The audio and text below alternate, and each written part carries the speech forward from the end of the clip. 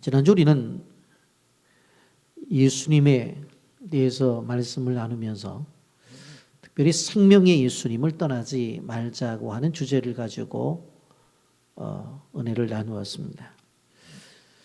그 말씀을 듣고 한 주간을 지나면서 여러분의 생활 속에 정말 그 말씀대로 예수님과 함께 했는지, 아니면 예수님 없이 또 살던 대로 살았는지 하는 부분을 생각해 보면서 오늘 말씀을 시작하고자 합니다. 사람들이 영적 싸움을 한다고 그렇게 표현을 합니다만은, 사실 영적 싸움이라고 하는 것이 우리는 순간순간마다, 시간마다 또 어떤 일을 할 때, 선택할 때마다 영적 싸움은 지속되고 있는 것을 볼 수가 있습니다.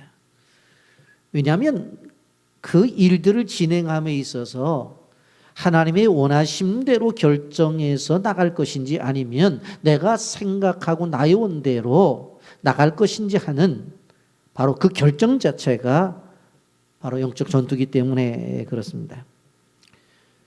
여러분, 오늘 우리는 생명의 예수님을 떠나지 않는 삶을 살기 위해서 실질적으로 마음가짐을 새롭게 할 필요성이 있는데, 오늘 말씀을 통해서 우리 마음이 새롭게 되어지는 하나님의 축복이 있기를 예수님의 이름으로 축복합니다. 주막절 명절 때에 바로 있었던 사건을 오늘 요한복음 7장은 기록을 하고 있습니다. 주막절은 유대인에게 있어서 유월절과 맥주절과 함께 3대 절기 있는데, 이 절기 때가 되어지면 성년된 남자들은 예루살렘 도성에 올라가서 바로 제사에 참여를 하곤 했어야 됐었습니다. 그러다 보니까 이 명절 때가 되어지면 예루살렘 도성에 수많은 사람들이 모여서 바로 제사에 참여함으로 인해서 그 거리마다 사람들이 들끓게 되었습니다. 이러한 상황 속에서 어느 날 예수님의 친동생이 예수님께 이렇게 요청을 하는 것입니다. 요한복음 7장 3절부터 4절에 보게 되면, 그 형제들이 예수께 이르되 당신이 행하는 일을 제자들도 보게 여기를 떠나 유대로 가소서. 스스로 나타나기를 구하면서 묻혀서 일하는 사람이 없나니 이 일을 행하려 하거든 자신을 세상에 나타내소서. 이렇게 이야기를 합니다. 예수님의 동생이 바로 예수님에게 찾아와서 뭐라고 말을 하냐면, 세상에 그렇게 나타내기를 원해서 이렇게 나가서 가르치기도 하고 또 기적도 나타내는데, 그럴 것 같으면은 이번에 이 초막절이 되어서 예루살렘에 수많은 사람들이 모이는데 그곳에 가서 한번 하시라고, 왜 이 구석진 곳에서 그렇게 가만히 계시냐고 하면서 유대로 가라고 이렇게 이야기를 합니다. 예수님의 동생들도 바로 예수님의 능력을 알았어요.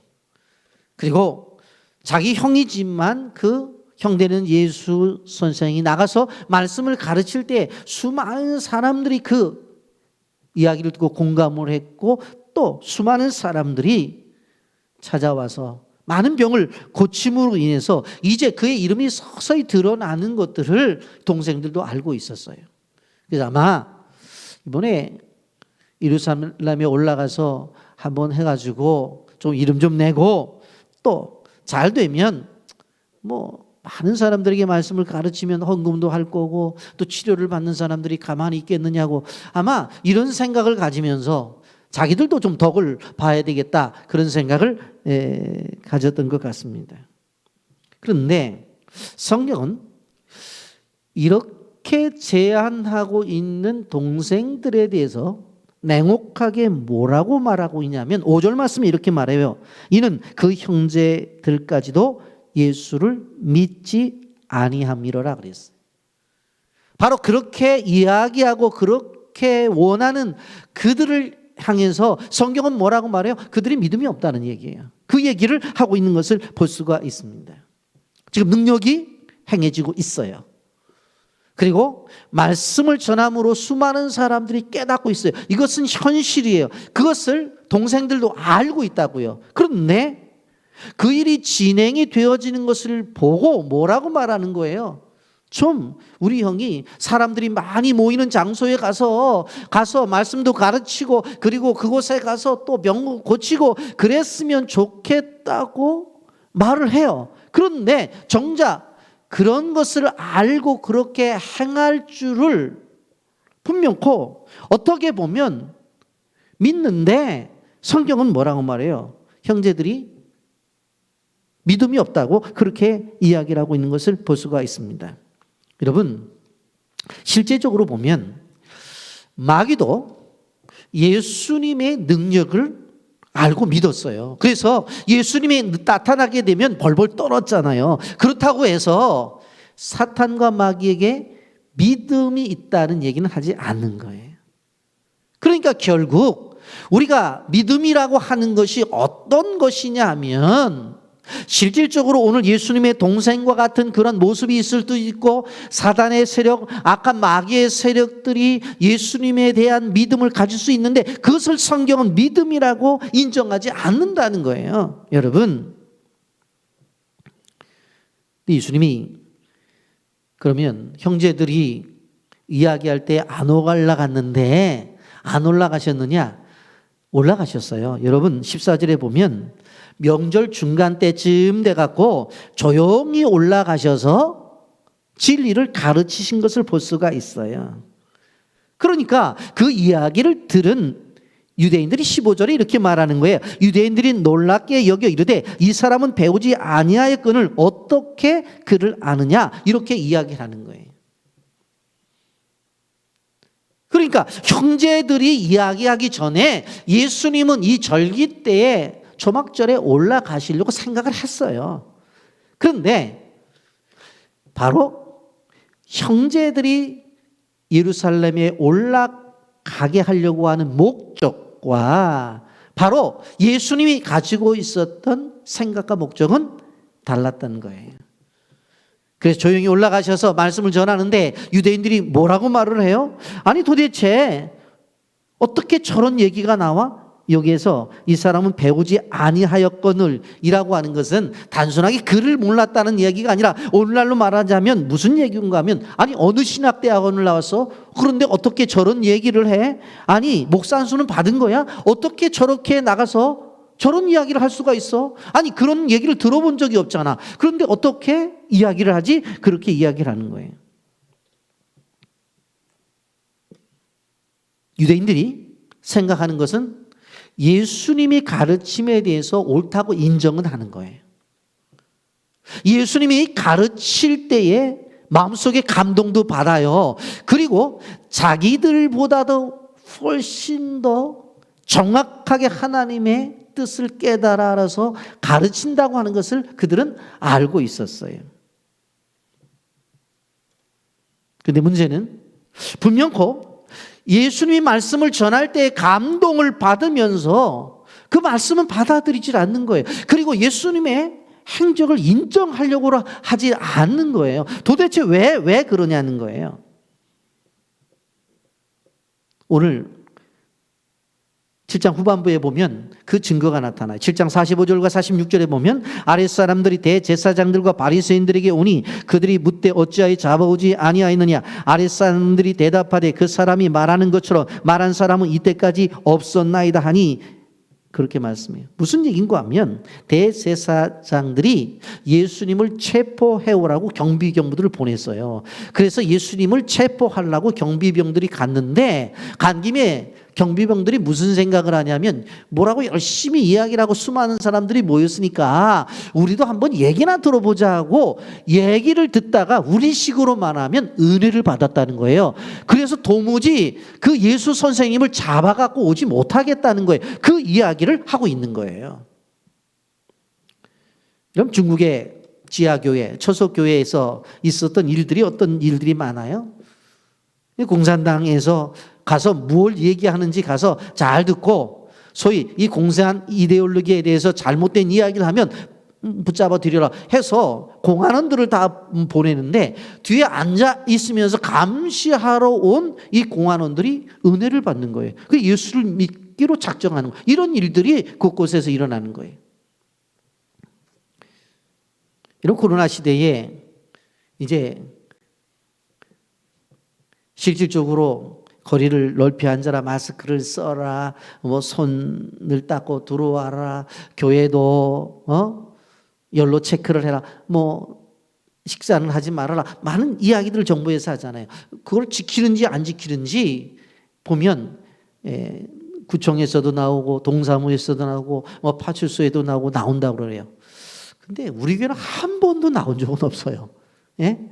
저희는 만반의 준비를 하고 오실라면 오시라고 그러는데 한 번도 나온 적은 없어요. 그런데 제가 아는 후배 목사님 가운데서 무슨 얘기를 하냐면 저한테 목사님 아주 재미난 일이 벌어졌다는 거예요. 뭐냐니까 구청 직원이 아주 자그마한 개척교회인데 계속 왔다는 거예요. 주일날마다 와서 보는데 그 뭐 몇 명 되지 않으니까 와서 뛰어서 앉고 또 마스크 끼고 또 뭐 손소독도 하고 그런 것을 오랫동안 봤다는 거예요. 그러더니 얼마 전에는 하도 불쌍했는지 헌금을 해서 보내드리는 거예요. 뒤에 앉아서 예배 같이 드리다가 이런 일이 있을 수 있다는 거예요. 있을 수 있다는 거예요. 여러분, 성전의 경비병들이 자기들이 예수님을 잡으러 간 목적 자체를 상실하는 거예요. 왜 갔는지는 몰라. 그래서 그곳에 가서 예수님의 말씀을 전하는 것은 말씀을 듣고 예수님을 잡아온 것이 아니라 오히려 가서 예수님이 어떤 분인가를 보고서 와서 이야기를 해주는 거예요. 뭐라고 얘기를 해줘요? 여기에 보면 여태까지 그런 이야기를 하는 사람을 본 적이 없다고 그렇게 이야기를 하는 거예요. 여러분, 하나님의 말씀은 이렇게 잘못된 방향으로 가고 있는 것들을 바로 세울 수 있는 능력 있는 말씀이고, 바로 그 말씀은 잘못된 사람들을 바로 세울 수 있는 바로 능력 있는 말씀이라는 것을 우리는 기억해야 되는 거예요. 그래서 예수님께서 뭐라고 말씀하시느냐? 요한복음 7장 17절에 사람이 하나님의 뜻을 행하려 하면 이 교훈이 하나님께로부터 왔는지 내가 스스로 말한지 알리라, 그렇게 말씀하고 있습니다. 여러분, 대제사장과 유대인들은 예수님이 오셔서 말씀을 전할 때에 그 말씀을 조금 기울여서 자기에게 적용하려는 생각이 전혀 없었어요. 예? 그래서 자꾸 외적인 것만 얘기하는 거예요. 무슨 자격으로 설교를 해? 어느 신학교를 나와서? 몽산수는 받아서? 그 얘기를 자꾸 하고 있는 거예요. 여러분, 얼마나 슬픈 현실이에요. 여러분, 요한복음 1장에서 뭐라고 말했어요? 말씀이 육신이 되셔서 우리 가운데 거하셨다고 그랬어요. 이 예수님 말씀 자체라고요. 그런데 말씀 대신 그분이 직접 말씀을 전하는데도 안 듣겠다는 거예요. 안 듣겠다는 거예요. 자기들의 이성으로 판단을 해요. 자신들의 경험으로 생각을 하는 거예요. 그리고는 못 믿겠다는 거예요. 여러분, 그러니까 하나님의 말씀을 전하게 되어질 때 그 말씀을 들을 수 있는 귀가 가지고 있다는 것은 얼마나 행복한 것인지 몰라요. 여러분, 근데 우리에게 주신 성경의 지식과 그리고 신앙의 연륜과 교회가 준 직분을 가지고 오히려 자기를 판단하는 것이 아니라 남을 판단하는 사람들이 있는 것을 보게 되었어요. 이건 참된 믿음이 아니고 참된 신앙의 지식도 아니에요. 항상 말씀 앞에서, 더 실제적으로 말한다고 한다면 설교 앞에서 우리가 기억해야 될 것은 무엇인가 하면 하나님이 내게 주시는 말씀이라고 하는 생각을 가지고 말씀에 귀를 기울여야 돼요. 제가 설교를 합니다마는 설교자 앞에서 쓰라는 것이 아니라, 설교자 앞에서 쓰는 것이 아니라 하나님의 말씀인 설교 앞에서 자신을 점검해야 된다고 하는 것입니다. 여러분, 유대인들이 어떤 사람들이에요? 대제사장들, 특별히 본문에 나온 서기관들은 어떤 사람들이냐면 모세오경을 암송하는 사람들이에요. 모세오경하면 창세기, 출애굽기, 레위기, 민수기, 신명기 이 5권을 연구하고 또 암송까지 하는 사람들이. 그런데 그런 사람들이 실질적으로 예수님이 말씀을 전하게 되어질 때 그 말씀을 듣지를 않는 것입니다. 왜 그럴까? 교만해서 그래요. 여러분, 우리가 기억해야 될 것은 은혜를 받았다고 한다면 그 은혜를 받은 것들이 삶 속에 나타나야 돼요. 무엇으로 나타나야 돼요? 순종으로 나타나야 돼요. 은혜를 받았다면 그 은혜 받은 만큼 삶의 변화가 나타나야 된다는 것을 우리는 기억해야 돼요. 여러분, 우리는 기억해야 될 게 뭐예요? 참된 믿음의 소유자라고 하는 것은 은혜 받은 만큼 순종하고 은혜 받은 만큼 그 삶 속에서 변화가 나타나야 돼. 그렇지 않으면 그 은혜는 가짜예요. 여러분, 많은 사람들이 은혜를 받았다고 말을 해. 그런데 실질적으로 그 사람의 삶 속에서 순종이 있냐는 거예요. 순종이. 은혜를 받았다고 말을 하는데 그 사람의 삶 속에서 변화가 있느냐는 거예요. 여러분, 그게 없으면 안 돼요. 여러분, 17절 말씀 보세요. 사람이 하나님의 뜻을 행하려 하면 이 교훈이 하나님께로부터 왔는지 내가 스스로 말함인지 알리라고 말을 했어요. 여러분, 왜 하나님께서 순종을 요구하고 더 심하게 말하면 순종을 강요하는 줄 아세요? 여러분, 순종하는 만큼 하나님을 경험하기 때문에 그래요. 순종하는 사람과 순종하지 않는 사람은요, 하나님을 경험하느냐 하나님을 경험하지 못하느냐라고 하는 중요한 그러한 것을 하나님이 우리에게 말씀하시는 걸 알아야 돼요. 여러분, 순종해야 하나님께서 우리에게 주시는 놀라운 은혜 깊은 경지에 들어갈 수 있는 거예요. 이스라엘 민족이 광야를 지나서 가나안에 들어가게 되어지는데 그 앞에 요단강이 있었어요. 요단강이 물이 넘실넘실 흐르고 있어요. 그런데 하나님이 뭐라고 말씀하세요? 법궤를 메은 제사장들 보고 가라는 거예요. 그 뒤에는 그 수많은 백성들이 보고 있어요. 그런데 실질적으로 그의 선조들이 40년 전에 홍해를 건넌 것을 이야기는 들었어요. 지금 현재 요단을 건너는 사람 가운데서 그것을 경험한 사람은 여호수아와 갈렙 2사람밖에 없단 말이에요. 다 이야기만 들었을 뿐이야. 우리 아버지 때 그랬대. 우리 할아버지 때 그랬대. 근데 건너라는 거예요. 제사장들이 순종하잖아요. 내 뒤잖아요. 그랬더니 요단강이 갈라지는 거예요. 그 수많은 백성들이 보는 거예요. 아, 그렇구나. 순종해서 나갔더니 이런 일들이 벌어지는가. 여러분, 그 순종의 결과를 통해서 요단강을 건너는 그 기적을 경험했기 때문에 들어가자마자 여리고성을 만났을 때에 하루에 한 바퀴씩 돌고 마지막 날 7바퀴 돌고 소리 지르라고 했을 때에 그러한 순종이 있을 수가 있는 거예요. 그런 경험들. 여러분, 성경을 보십시오. 수많은 일들이 나타나잖아요. 나만 장군이 문둥병이 걸렸을 때에 가서 7번 목욕을 하라고 하잖아요. 순종했기 때문에 병이 난 거예요, 여러분. 물 떠다가 주라고 하잖아요. 그래서 포도주가 떨어졌는데 왜 물을 떠다 줘요? 그런데 순종하잖아요. 그런데 물이 변하여 포도주가 되잖아요. 깊은 데로 가서 그물을 내리라고 그랬어요. 만약에 베드로가 아니 내가 밤새 그물을 내렸는데 어디 내리라고? 거기도 내렸다고. 어디 내려? 깊은데 나도 내려봤다고. 그런데 무슨 소리냐 하냐고. 피곤하다고. 집에 갔으면 기적 경험 못하죠. 베드로가 뭐라고 말해요? 내가 밤이 맞도록 수고를 하여 얻은 것이 없지만은 말씀에 의지하여 그물을 내리리다. 순종해요. 순종했더니 그물이 찢어지게 잡히는 거예요. 여러분, 왜 하나님이 순종을 요구하시는 줄 아세요? 말이 안 되는 요구를 왜 하시는 줄 아세요? 기적을 경험하게 하기 위해서. 그것을 통해서 깊은 깊은 하나님의 은혜를 체험하고 하나님이 어떤 존재인지를 깨닫게 하기 위해서. 홍해를 갈랐던 하나님이 요단도 건너고 순종의 자세로 나가게 되어질 때에 여리고성도 무너뜨릴 수 있다. 그게 누구냐? 바로 나 하나님이다.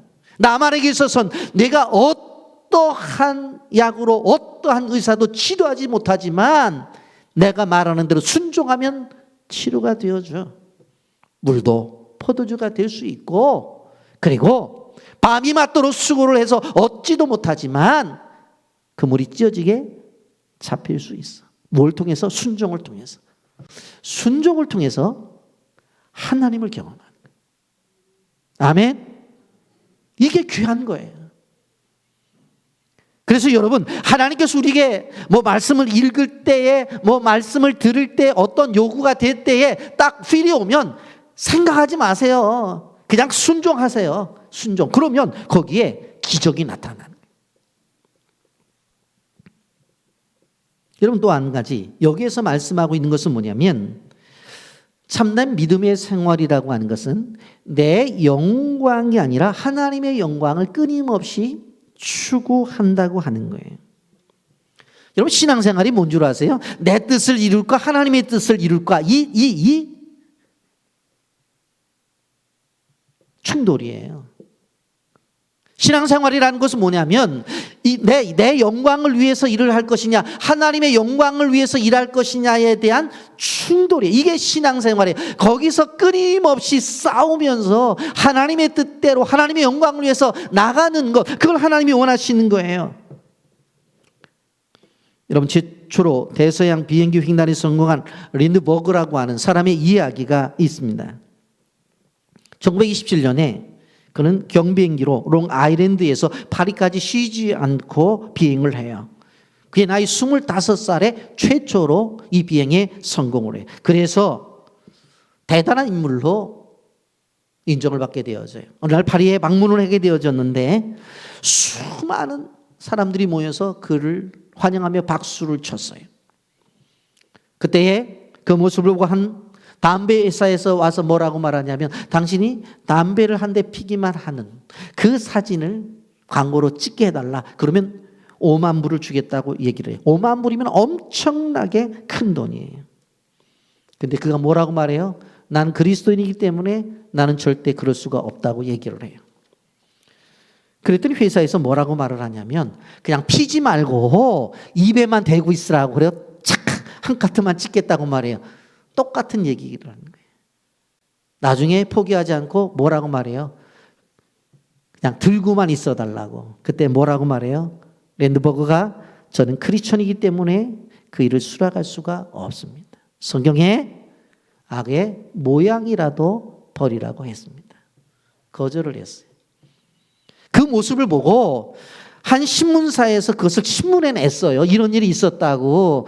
그런데 바로 프랑스의 그리스도인들이 우리는 이래서는 안 된다 해서 바로 후원 계좌를 만들어서 돈을 보내줬는데 무려 10만 불이 거쳤대요. 2배가 거친 거예요.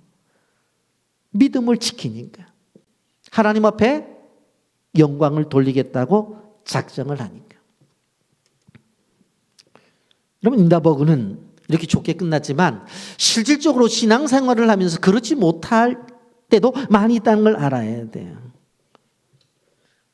그리스도인들은 하나님의 나라를 위해서 손해볼 때가 많아요. 먼저 주님의 나라를 위해서 우리가 일하게 되어질 때에 가만히 보면 이것 정말 힘든 요구들이 많은 것을 볼 수가 있어요. 그래서 믿음의 결단이 필요한 거예요. 여러분, 예수님 보세요. 33세의 나이에 십자가에 죽으래. 그게 하나님의 뜻이래. 개인적 인상을 볼 때는 그 개인적 인생에 있어서 얼마나 큰 소인입니까? 뭐 그때 나이에 제가 볼 때는 뭐 그래도 지금은 아니지만 60세는 안 살았겠어요. 그러면 반밖에 못 사시잖아. 결혼도 못 했죠.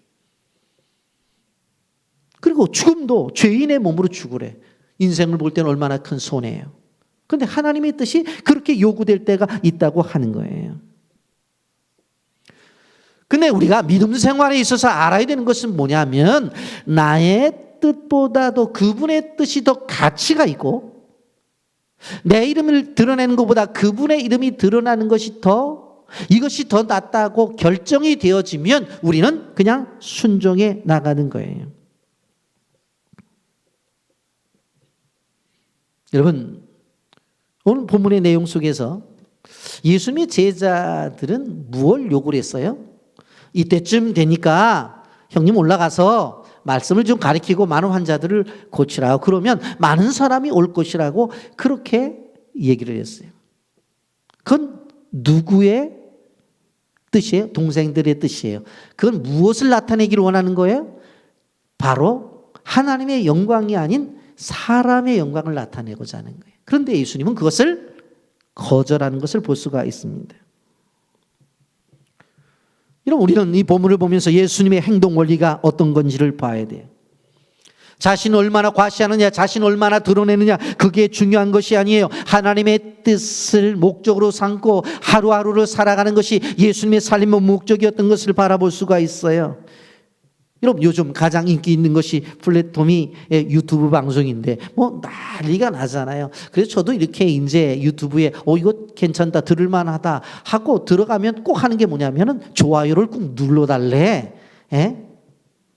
회원 가입을 해달래, 그걸 요구를 해요.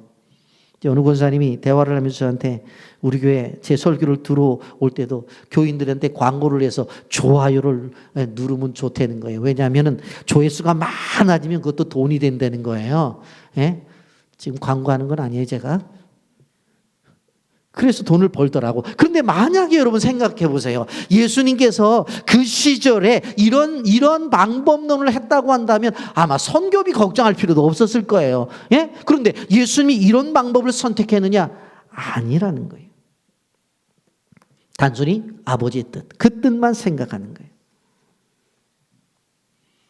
그러면서 예수님이 뭐라고 말씀하세요? 6절 상반절에 이렇게 말하잖아요. 예수께서 이르시되 내 때는 아직 이르지 아니하였거니와. 동생들은 지금이 때래, 지금이 돈 벌 때래, 지금이 형님이 이름을 나타낼 때래, 지금이 정말 나가서 한번 하게 되어지면 수많은 사람들을 모을 때라는 거예요, 동생은. 그런데 예수님 뭐라고 말해요? 내 때가 아니라는 거예요, 내 때가. 그러니까 하나님의 때와 우리의 때가 다를 수 있다고 하는 것을 우리는 알아야 되는 거예요. 그러면 예수님이 때를 얘기할 때 어느 때를 얘기하는 걸까요? 예수님은 십자가의 때를 이야기하는 거예요. 자기의 죽을 때를 얘기하는 거예요. 내 때가 이르지 아니했다. 여러분, 우리가 오늘 말씀을 드리면서 우리는 생각을 해봐야 돼요. 지금 인생을 살아가면서 어느 때를 살아가고 있는지, 나의 때, 나의 목적, 나의 생각, 나의 삶을 위해서 살아가고 있는지, 아니면 하나님의 때에 하나님을 위해서, 하나님의 영광을 위해서 내가 살아가고 있는지. 여러분, 세상 사람들은 과시하기 위해서 많이 살아가죠. 남자들은 더 좋은 차, 외제차를 타면서 그렇게 폼을 잡으려고 해요. 여자들은 보니까 명품 가방을 들고 다니면서 폼 잡으려고 그래요. 왜? 과시하기 위해서. 세상은 성공하기도 원하고 인기도 누리려고 원해요. 그래서 부귀도 누리고 또한 명성도 얻으려고 해요. 여러분, 그런 것도 필요해요. 필요 없다는 게 아니에요. 그러나 중요한 것은 뭐냐면 성도는 그 이상의 가치를 볼 수 있는 눈을 가져야 되는 거예요. 예수님의 심정으로 세상을 바라볼 수 있는 눈을 가져야 된다고 하는 거예요. 그래서 나의 삶을 통해서 하나님의 뜻이 이루어지고 나의 삶을 통해서 하나님께 영광을 돌리는 일들이 나타나야 된다고 하는 것이에요. 어떤 분이 하나님 앞에 영광을 돌리며 사는 것이 우리의 목적이라고 하는데 어떻게 하는 것이 하나님 앞에 영광을 돌리며 사는 것인가 깊이 생각을 했어요. 성경을 보고 맞아, 그것도 그래. 기도도 하고 맞아. 전도도 하고 그거 맞아. 근데 그게 교회 안에서 일어나는 일들이 있는데 좀 더 구체적인 일은 없을까 고민하다가 하나님이 그에게 아주 좋은 메시지를 주셨어요. 그게 뭔가 하면 어떤 이익과 손해의 분기점에서 내가 손해를 본다고 결정하고 따라가는 것이 그게 하나님의 뜻을 이루는 것이고 하나님 앞에 영광을 돌리는 것이다 라는 생각을 갖게 된 거예요. 다른 사람이 도와달라고 할 때에 도와줄까 말까? 도와주면 내가 손해가 되는 거잖아요. 그런데 도와줘요. 그게 하나님의 뜻이에요. 도와주는데 적게 도와줄까 많이 도와줄까? 적게 도와주는 것보다 더 많이 도와주면 내게 손해가 되잖아요. 그런데 손해되는 쪽을 선택해서 많이 도와준 거예요. 예? 그래서 어떤 일을 할 때도 늘 물었어요. 내게 손해가 되는 것이 무엇인가? 그렇게 생각을 하고 결정을 하고 나갔단 말이에요. 그렇게 생활을 해 나갔는데 놀라운 삶의 변화가 일어났어요. 무슨 변화가 일어났냐면 주변의 사람들이 그 사람을 향해서 뭐라고 말을 하냐면 저 사람은 하나님의 영광을 위해서 일하는 사람이다. 저 사람을 볼 때에 우리는 작은 예수를 본다라고 하는 이야기들을 하는 것을 듣게 된 거예요. 그래서 그 이야기를 듣고 깜짝 놀랐어요. 아, 내가 착한 일을 해서 이렇게 돼야 되겠다. 좋은 일을 해서 이렇게 돼야 되겠다는 것이 아니라 어떤 결정을 하게 되어질 때에 손해보는 일을 결정하는 거예요. 근데 우리는 어떻게 해요? 그럼 미련하죠. 머리가 좋아서 피해서 절대 손해 안 보고 이익 보는 일을 선택해야 되죠. 그래서 이 사람이 결정을 했어요. 아, 그렇구나. 하나님 앞에 영광을 돌린다고 하는 것이 뭐 어려운 게 아니구나. 그냥 손해보는 일을 선택해서 하면 되는구나. 내가 이익을 본다고 선택해서 나가는 것들은 그거는 나의 영광이구나. 뭐 어려운 거 아니네. 그러면서 끊임없이 그 사람이 손해보는 삶을 살기로 결정을 하고 살았다는 것입니다. 여러분, 내가 피해를 보더라도 이것이 하나님 앞에 영광이 된다고 한다면 우리는 그 선택을 해야 돼요. 우리가 손해를 보더라도 그것이 하나님의 뜻이라고 한다면 우리는 그것을 선택해야 돼요. 거기에 하나님의 영광이 나타나는 거예요. 여러분, 제가 끊임없이 이야기하는 것이 뭐냐면 하나님이 우리에게 주신 것들이 있어요. 주신 것들은 4가지를 갖고 활용하라고 그랬죠. 하나님 앞에 드리고, 그리고 세상 속에서 섬기고 베풀고 나누라고 그랬어요. 그래서 끊임없이 우리는 섬기고 베풀고 나눠야 돼요. 하나님 앞에 드려야 돼요. 그러면 없잖아요. 맞아요, 없어요. 그런데 그것을 누가 채워주세요? 하나님이 채워주시는 거예요. 그게 하나님의 역사인 거예요. 내가 끌어모으려고 해서 이만큼 모였잖아. 통장 봐봐. 이번에도 월급 tan급 가운데 이만큼 모였잖아. 사업에서 이만큼 모았잖아. 야, 대단하네. 그런 것이 기독교인의 삶의 방법이 아니라 우리는 하나님께서 주신 것을 가지고 드리고 베풀고 나누고 섬기면서 끊임없이 내보내요. 그런데 비어있는 것 같아요. 그런데 어느 한순간에 하나님이 채워주시는 거예요. 아멘. 이게 하나님의 방법이에요. 이게.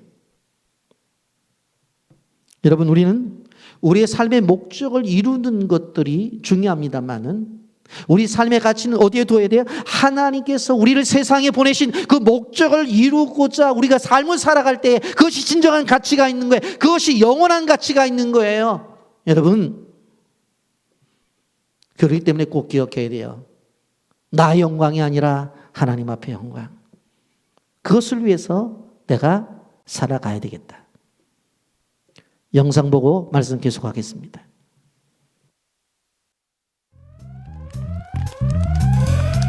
이 수많은 방송 프로그램이 생겼음에도 불구하고 점점 기독교인은 세속화되고 교회는 더 세속화돼 간다. 많은 사람들이 그렇게 지금 말하고 있어요. 왜 그럴까요? 뭐가 잘못된 것일까요? 이 세속화라는 이 개념부터 우리가 살펴봅시다. 세속화. 세속화는 과정이라고 그랬죠. 세속주의는 이제 목표예요.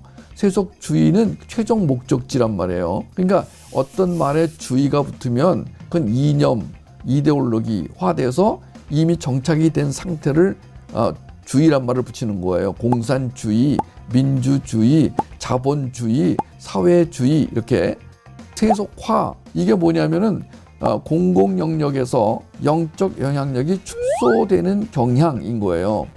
그러니까 지금 대한민국 기독교인이 어림잡아 5분의 1, 전체 인구의 5분의 1이라고 칩시다. 그런데 이 사람들이 지금 상당수가 세속화되었어요. 그럼 세속화가 또 뭡니까? 세상 정신에 의해 오염된 상태잖아요. 세상 정신이 뭐예요? 육신의 정욕, 안목의 정욕, 인생의 자랑이잖아요.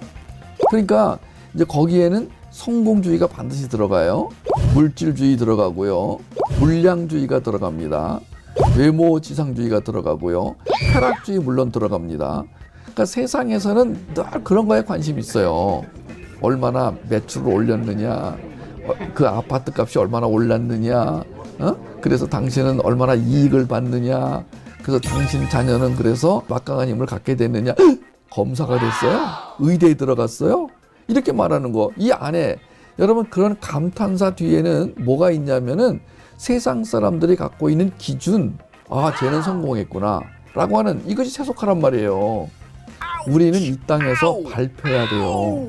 이 땅에서 무시당해야 돼요. 이 땅에서 처절하게 왕따 당해야 돼요. 왜 그러냐면은 성경에서 왜 그러냐면 너희가 나를 사랑하기 때문에. 전제가 그거예요. 실력이 없어서 뭐 게을러서 이게 아닙니다. 우리가 세상에서 밟히는 유일한 이유는 예수 그리스도를 진실로 사랑하여 그의 복음으로 살게 되니까 사람들이 싫은 거예요. 예수님의 그 법칙, 사랑의 법칙은 세상의 법칙과 완전히 반대가 되거든요. 그러니까 세상이 싫은 거예요.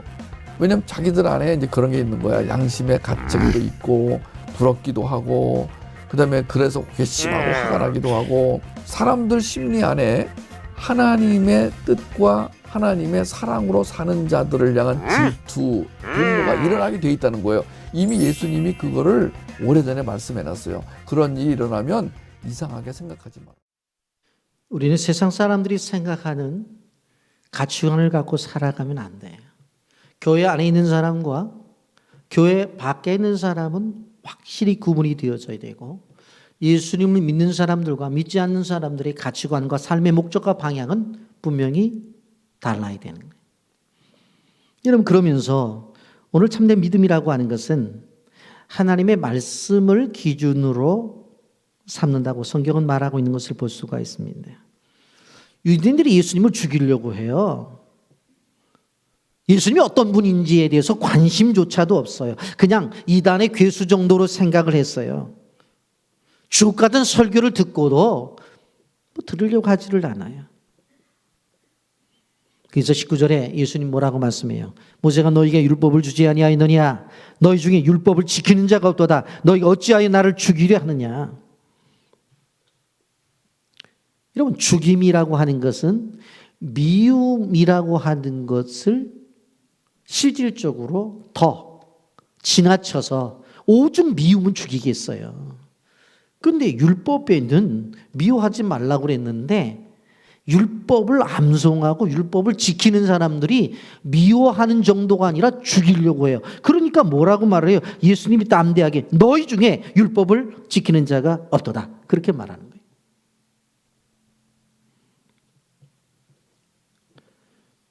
그러면서 왜 나를 죽이려고 하지? 그렇게 말하는 거예요. 그런데 이렇게 되어진 이유가 뭡니까?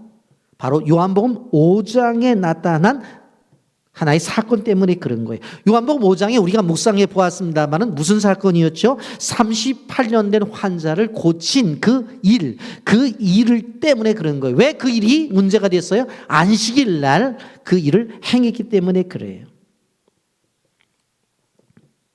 그것이 사실은 충격적인 사건이었어요.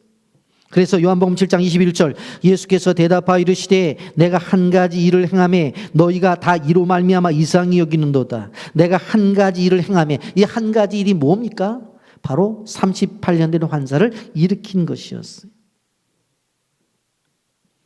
정작 이들이 충격을 받았던 것은 뭘 받고 충격을 받아야 돼요? 아니 38년 된 환자가 일어났대.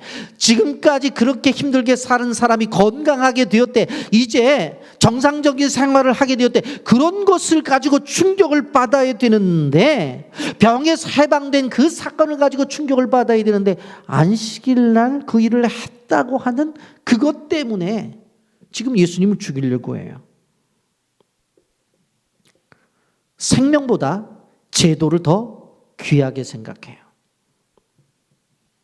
여러분, 물론 안식일이 중요해요. 그런데 안식일을 지키라고 하는 것은 바로 그 안식일과 함께 움직이는 것이 거룩이거든요. 그러면 실질적으로 그 안식일 날 율법서에 보면 자기의 사사로운 행동을 하지 말라고 했던 거. 왜? 거룩한 삶을 살기 위해서. 그런데 지금 38년 된 환자가 치료함을 받았어요. 여러분, 아픈 사람이 치료를 받은 것, 그것이 진정한 거룩이에요. 38년 된 사람이 일어날 수 있었던 것이 진정한 거룩이에요. 이 사회 속에서 소외됐던 사람이 이제는 정상적인 사람이 되어서 모든 사람들에게 인정을 받고 사회 속에서 함께 생활을 하게 된 것, 그게 거룩이라고요. 그런데 그 날 하나를 갖고 붙잡고 늘어져요. 본질, 안식일의 본질을 깨닫지 못하고 껍질만 가지고 그들은 주장하고 있는 것을 볼 수가 있습니다. 그래서 예수님이 대담히 말씀하시는 거예요. 너희 중에 율법을 지키는 자가 없다. 율법 지키는 자가 없다는 거예요. 오보세우경을 다 암기한다 할지라도 그것을 줄줄줄줄줄줄 읽고 늘 공부하고 가르친다 할지라도 너희 중에 율법을 지키는 자가 없다는 거예요. 그래서 유대인들에게 주님은 따끔하게 말씀하십니다. 24절에 뭐라고 말해요? 외모로 판단하지 말고 공의롭게 판단하라 그랬어요. 유대인의 판단은 외모를 보고 판단하는 거예요. 율법의 근본 정신, 내적인 것들에 대해서는 인정하려고 하질 않아요. 자기 중심적이어야 돼요. 여러분, 하나님의 말씀은 위에 어떻게 나타나요? 거울로 나타나야 돼. 자기를 봐야 돼요. 그래서 자신의 잘못을 볼 수 있는 게 하나님의 말씀이에요. 그런데 이거를 말씀을 거울로 보지 않고 뭐로 봐요? 창문으로 봐요. 유리로 봐. 그러니까 다른 사람이 보이는 거야. 아이고, 이 집사는 이거 잘못했네. 저 집사는 저거 잘못했네. 그 집사는 그것도 못해 하면서 성대로 따라가면서 막 나무라는 거예요. 예? 그러니까 문제가 있는 거죠. 율법이라고 하는 하나님의 말씀을 가지고 이 유대인들은 어떻게 보고 있는 거예요? 자신들을 바라보는 것이 아니라 뭐예요? 다른 사람을 바라보고 말씀이 육신이 되셔서 오신 그 예수님의 행적도 시비를 걸고 있는 거예요. 여러분, 천상천하 유아독존이라고 해서 세상의 중심은 나라는 거죠. 이런 사고는 성경에 없어요. 여러분, 내 기준으로, 내 판단으로, 내 생각으로 성경을 잘못 해석해서는 안 돼요. 성경의 한 부분만을 갖고 얘기해도 안 돼요. 여러분, 주의를 요할 게 뭐예요? 우리 교회는 큐티하는 교회이기 때문에 성경 말씀을 가지고 묵상을 하는데 잘 이해가 안 되면 교육자들에게 전화를 해서 물으세요. 어떻게 자기가 해보려고 하다가 잘못된 대로 빠질 수 있어요. 제가 말씀드릴게요. 이해가 안 되면 넘어가세요. 그거 다 이해하려고 하지 마세요. 이 지상에 어떤 신학자도 성경을 다 이해하는 사람은 없어요. 없어요. 여러분, 하나님의 법은 우리를 행복하게 하기 위한 법인데 유대인들은 그 행복하게 하기 위한 법을 어떻게 해요? 38년 된 환자를 향해서도 잘못된 치료라는 거예요. 왜 안식일 날 치료를 받았냐는 거예요. 그러니 이 사람 입장 속에서는 기가 막히잖아요. 자기가 38년 동안 아팠는데 예수 선생님이 치료해 줬는데 이게 잘못됐대. 이게 말 되냐고. 예수님을 향해서는 왜 안식일 날 치료를 했냐고 또 잘못했다는 거예요. 하나님의 말씀인 율법은 우리를 행복하게 만드는 것인데 그 말씀을 가지고 다른 사람을 불행으로 몰아가고 있어. 이것이 잘못이라고 하는 거예요.